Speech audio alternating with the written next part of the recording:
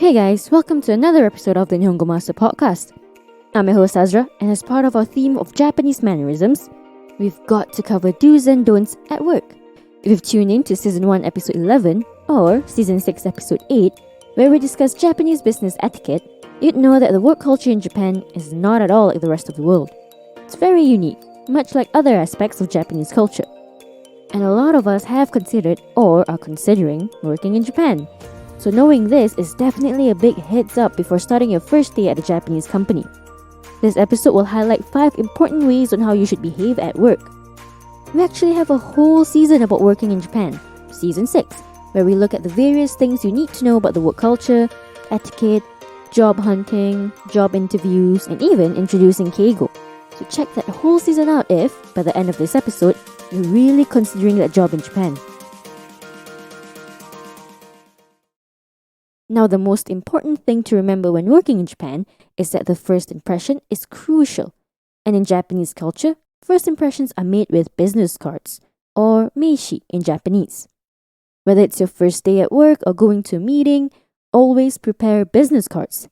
I won't leave the house without a small stack of cards in hand just in case a business opportunity arises. See, Japan can be extremely high-tech in a lot of ways, but in reality, the people are pretty old school. For a lot of Japanese folk, there's no such thing as exchanging LinkedIn handles. When you first meet someone new, in the shigoto, work, context, of course, you kinda have to hand one out to them. Don't be giving out business cards to new friends you meet at the pub, that's different. So the meishi is treated as an extension of oneself, so every card is handled with care. When you give someone your business card, you do it with both hands. You can't just fumble around in your bag, pull out a worn-out business card and hand it to someone. In Japan, you should make sure that you have a crisp and clean one on hand. Similarly, you accept one with both hands too. And after you've taken a business card into your hands, don't put it away just yet. You're expected to read the meishi there and then as a sign of respect. And don't just cram it into your back pocket after that. Lay it out in front of you throughout the meeting, or kaigi in Japanese. Or if you're standing up, keep holding it with both hands in front of you. So that wraps up rule number 1. Have a stack of business cards at hand. You might want to buy a card holder for this. Here's a quick vocab recap. Meishi, business card. Shigoto, work. Kaigi, meeting. Moving on to our second point, and that's how to approach calling someone. Is it by their first name, last name, title? Yeah, this confuses just about everyone. In Japanese culture in general, it's social taboo to call someone by their first name the first time you meet them. And it's social suicide to do that in the office, or jimusho in Japanese. I believe it's because first names are personal to Japanese people, and calling someone by their first name gives off a sense of familiarity that's reserved for their inner circle, like family members and close friends. It's common for Japanese people to separate their private and professional lives. So, in the jimusho, things are kept professional, and last names are the way to go. Even if you're in the same rank, your doryo, co-worker, still would call you by your last name. Hierarchy comes into play significantly here. You and your doryo can call each other by your last names. You can call your kohai, who are people below you in rank, with just their last names too. You can't do that with your senpai, who are your seniors and superiors. You have to add honorific suffixes, like Mr. and Mrs., a title to show respect to the other person you're addressing. There are a few kinds of this, depending on the status, but you can usually use san. Like Mr. Takahashi is then called Takahashi-san. It's also completely normal to address your doryo with san too.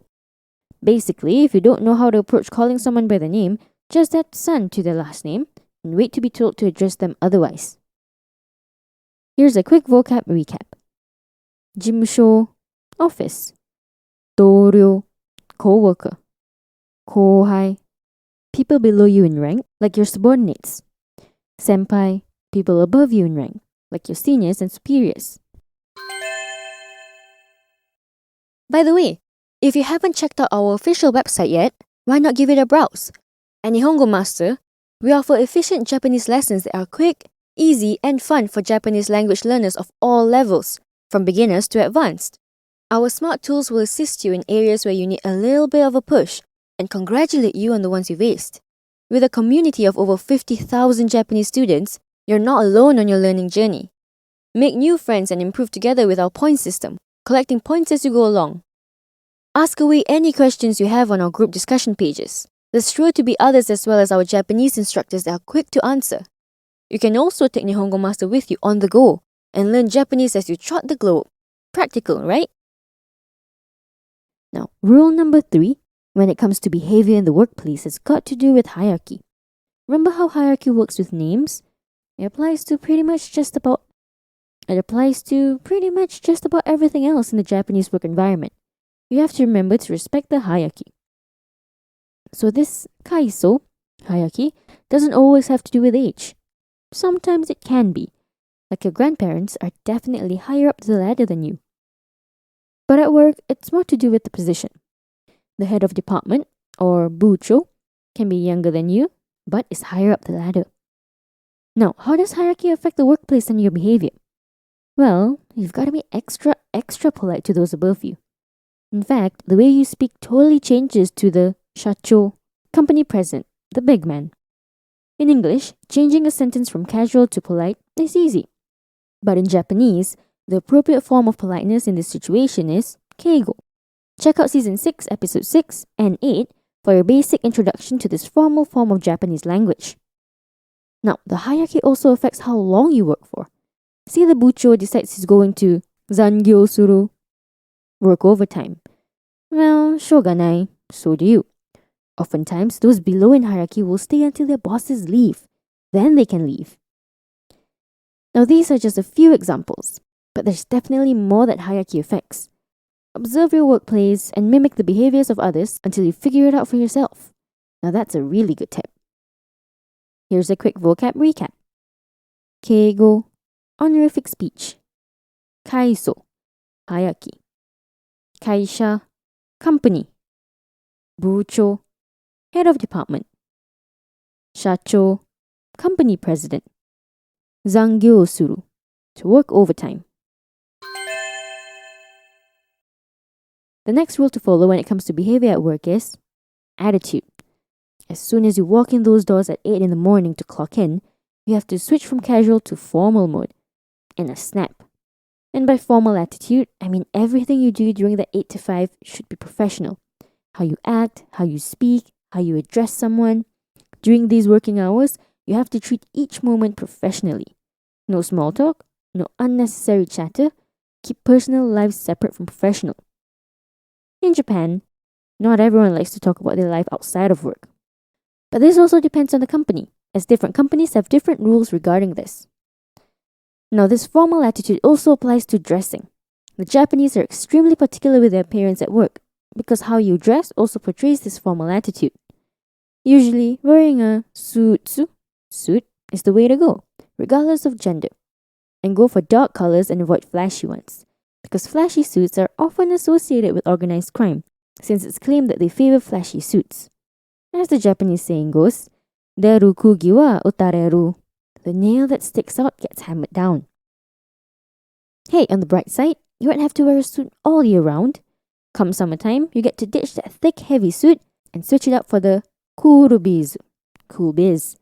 It's a campaign to reduce electric consumption, so workers are allowed to switch to a summer-friendly dress code, which usually includes short-sleeved button-down shirts and cotton trousers. So yeah, the Japanese are a bit more strict when it comes to formality at work.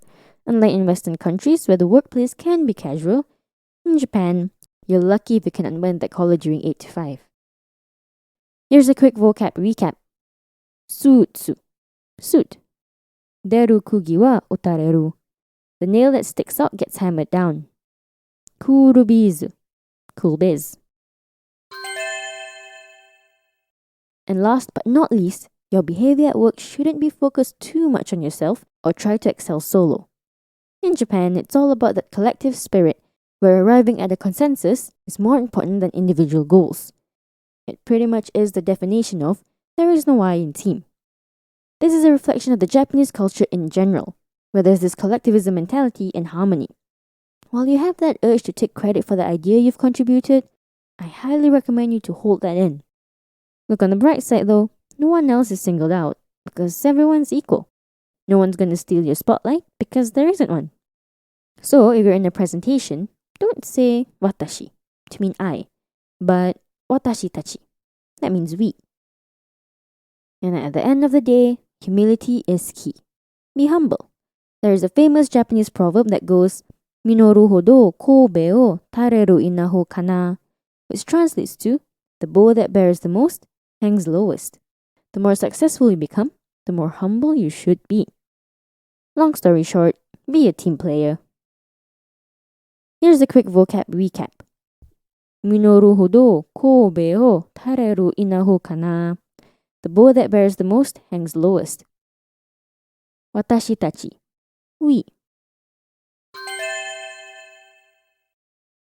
So, if you follow these 5 rules on how to behave at work, you're not going to have much problems. What do these 5 points tell you about the Japanese work environment? Tell us your thoughts by commenting on our social media platforms. You can find us on Twitter, Facebook, and Instagram. Also, head over to the Nihongo Master blog if you're interested in reading up on topics like these some more. And if you're keen on picking up some more Japanese for yourself, pop onto our official website, nihongomaster.com, to learn more. While you're at it, why not get yourself a subscription? Get a head start in your Nihongo journey with Nihongo Master. And thank you so much for listening in. Join me in the next one, where I'll be walking you down the avenue of Japan's rich culture. Mata ne!